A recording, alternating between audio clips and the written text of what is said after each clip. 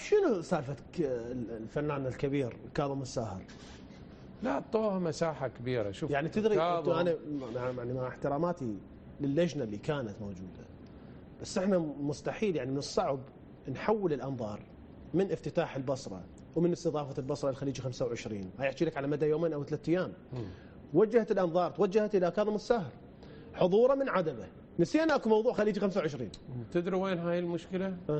مشكله احنا شعب عاطفي. صح. ممكن ينقاد بالسوشيال ميديا الى نقاط عاطفيه هي مو حقيقيه. صح. انا واحد من الناس حرصت ان كاظم يجي. كلمات كانت الشاعر الكبير كريم العراقي، حرصت انه كلمات كريم تغنى وانشوده هي، البعض يعتبرها بالنتيجه انشوده من شاعر عراقي كبير، من فنان عراقي كبير. صح. زين. وتقدم. تواصلنا انا والاخ كريم العراقي، ورحت دبي، رحت خميس ورجعت سبت الصبح. زين.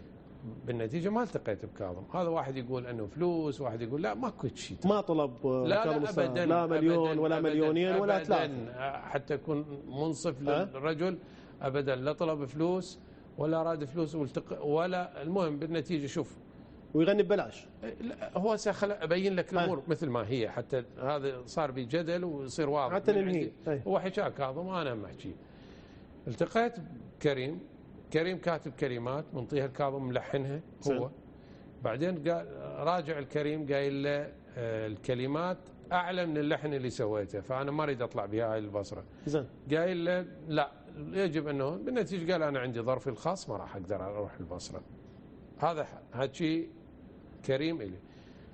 رجعت يوم السبت قلت له اذا كاظم اجى دبي وممكن نلتقي ما عندي مانع. هذا الوسيط كان بينك وبين كاظم كريم. كريم العراقي. اي الوسيط بينك وبين كاظم كان. وانا بالبصره اتصلت بمدير رجل يعني يمكن مدير اعماله او اسمه همام او مناف، والله بالضبط حتى ما اعرف اسمه.